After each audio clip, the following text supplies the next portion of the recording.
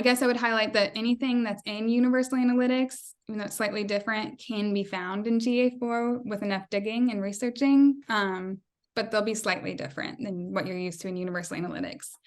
And then on that point, you just have to get started digging into GA4. Like me and some coworkers were already talking about how we'll rely on universal analytics just to get the answer quickly.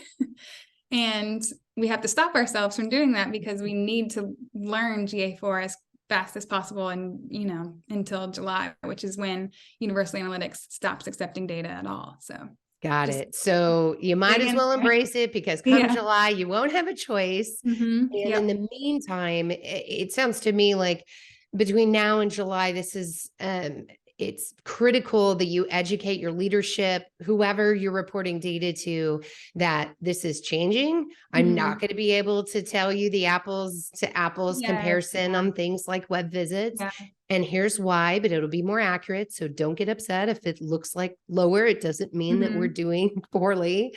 And just do that education. Don't let your leadership be blindsided by this, because it may make, a loss of credibility for that marketer if they're not on top of this, like ahead of it.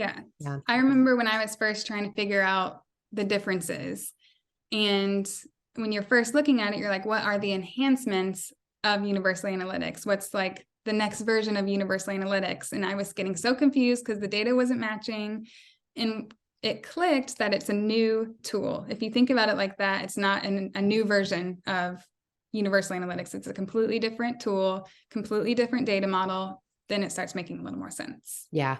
And Google's telling you, hey, you shouldn't care about that stuff you used to measure over there. And by the way, and I'm reading into this, our algorithm isn't caring about that stuff either. And we all care about the Google algorithm.